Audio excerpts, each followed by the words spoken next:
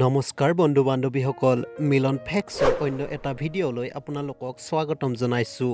বন্ধুসকল আপোনালোকে জানেনে যেনেকৈ আজি প্ৰত্যেক দেশে নিজৰ সুৰক্ষাৰ বাবে সদায় সতৰ্ক থাকে ঠিক তেনেকৈ আগৰ দিনত ৰজা মহাৰজাবিলাকেও নিজৰ দেশৰ সুৰক্ষাৰ বাবে বিভিন্ন পন্থা প্ৰয়োগ কৰা দেখা পোৱা যায়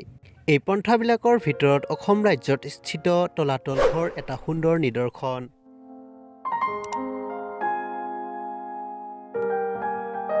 হয় আপুনি ঠিকই শুনিছে তলাতল ঘৰ এই সুৰক্ষা ব্যৱস্থাবিলাকৰ লগত সম্পূৰ্ণ মিল আছে ভিডিঅ'টো শেষলৈ চাব আপুনি তলাতল ঘৰৰ বিষয়ে কেইটিমান ৰহস্য জানিব পাৰিব আৰু লগতে যদি আমাৰ চেনেলটো এতিয়ালৈকে ছাবস্ক্ৰাইব কৰা নাই তেনেহ'লে ছাবস্ক্ৰাইব কৰিব আৰু এনেকুৱা ধৰণৰ ইণ্টাৰেষ্টিং ভিডিঅ'বিলাকৰ নটিফিকেশ্যন পোনপ্ৰথমে পাবলৈ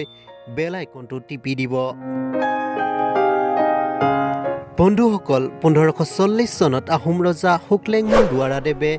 গড়গাঁৱত আহোম ৰাজ্যৰ ৰাজধানী প্ৰতিষ্ঠা কৰিছিল হুকলেংমুং দুৱাৰাদেৱে নিৰ্মাণ কৰা এই ৰাজধানীখন 162 বছৰলৈ গড়গাঁৱতেই আছিল অৰ্থাৎ 1702 চনলৈ কিন্তু 1702 চনত আহোম ৰাজ্যৰ ৰজা ৰুদ্ৰসিংহই উন্নত ধৰণৰ সুৰক্ষাৰ প্ৰতি লক্ষ্য ৰাখি তেতিয়াৰ আহোম ৰাজ্যৰ ৰাজধানী গড়গাঁৱৰ পৰা ৰংপুৰ অৰ্থাৎ আজিৰ শিৱসাগৰলৈ স্থানান্তৰ কৰিবলৈ সিদ্ধান্ত লয় বন্ধুসকল 1702 চনৰ পৰা 1703 চনৰ ভিতৰত ৰাজধানীখন সম্পূৰ্ণৰূপে গড়গাঁৱৰ পৰা ৰংপুৰলৈ স্থানান্তৰিত কৰা হয় এতিয়া কথাটো হ'ল নতুন ৰাজধানীৰ সুৰক্ষাৰ ওপৰত ৰাজধানী যেতিয়া গড়গাঁৱত আছিল তেতিয়া সুৰক্ষা ব্যৱস্থা সম্পূৰ্ণ আছিল কিন্তু এতিয়া যিহেতু নতুন ৰাজধানী বনাইছে সেয়েহে ইয়াৰ সুৰক্ষাৰ বাবেও নতুন প্ৰক্ৰিয়া আৰম্ভ কৰিব লগা হৈছিল সেইটোৱেই কাৰণ আছিল তলাতল ঘৰ নিৰ্মাণ কৰাৰ মূল উদ্দেশ্য তলাতল ঘৰ নিৰ্মাণৰ ক্ষেত্ৰত মুখ্যৰূপে জড়িত আছিল আহোমৰ প্ৰভাৱশালী ৰজা ৰুদ্ৰসিংহৰ লগতে তেওঁৰ পুত্ৰ প্ৰমত্ত সিংহ আৰু ৰাজেশ্বৰ সিংহ অসম বুৰঞ্জীৰ মতে এই ঘৰটো ৰাজেশ্বৰ সিংহৰ শাসনকালতহে সম্পূৰ্ণকৈ তৈয়াৰ হৈ উঠিছিল অৰ্থাৎ ই 1751 চনৰ পৰা 1769 চনৰ ভিতৰত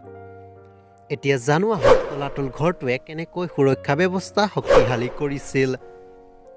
আচলতে ই এটা সৈন্য বাংকাৰৰ দৰে আছিল য'ত বিভিন্ন প্ৰকাৰৰ হাথিয়াৰ আৰু গুপ্ত দৰ্জা ৰখা হৈছিল ইয়াৰ ভিতৰত বহুতো ধৰণৰ ৰাস্তা আছিল তাৰে ভিতৰত দুটা মুখ্য ৰাস্তা পোৱা যায় সেই ৰাস্তা দুটাৰ ভিতৰত এটা ৰাস্তা 3 কিলোমিটাৰ আৰু আনটো 16 কিলোমিটাৰ পৰ্যন্ত বিস্তৃত আছিল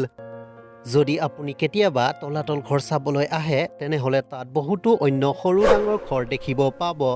কিন্তু তাৰ ভিতৰত গোলাকৃতিৰ ঘৰটোৱেই অন্যতম কোৱা হয় এই গোল ঘৰটোতেই অস্ত্ৰ শস্ত্ৰ বনোৱা আৰু ৰখা হৈছিল এই ঘৰটো আহোম ৰজাসকলৰ দ্বাৰা বনোৱা ঐতিহাসিক চিহ্নবিলাকৰ ভিতৰত সকলোতকৈ মহত্বপূৰ্ণ চিহ্ন বন্ধুসকল দুৰ্ভাগ্যক্ৰমে এতিয়াৰ পৰ্যটকবিলাকে এই তলাতল ঘৰটো সম্পূৰ্ণ দেখিবলৈ নাপায় ইয়াৰ মূল কাৰণ মাটিৰ তলত বনোৱা হোৱা অট্টালিকাবিলাকত সোমোৱা পথবিলাক বন্ধ হৈ পৰিছে এটা সময়ত কোৱা হৈছিল তলাতল ঘৰ ইমান বিচিত্ৰ ইয়াৰ ভিতৰত যদি কোনো ব্যক্তি এবাৰ হেৰাই যায় তেওঁক বিচাৰি পোৱাটো অত্যন্ত কঠিন আৰু তেনেকৈয়ে বহুতো লোকে ইয়াৰ ভিতৰত সোমাই কোনো অস্তিত্ব নোহোৱাকৈয়ে বিচিত্ৰ ঘৰটোৰ ভিতৰত সোমাই ৰয়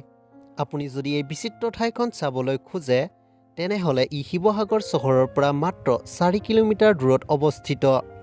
ভিডিঅ'টো চাই কেনে পালে কমেণ্ট বক্সত কমেণ্ট কৰিব আৰু এনেকুৱা ঐতিহাসিক তথ্যবিলাকৰ ভিডিঅ' পাই থাকিবলৈ আমাৰ চেনেলটো ছাবস্ক্ৰাইব কৰিব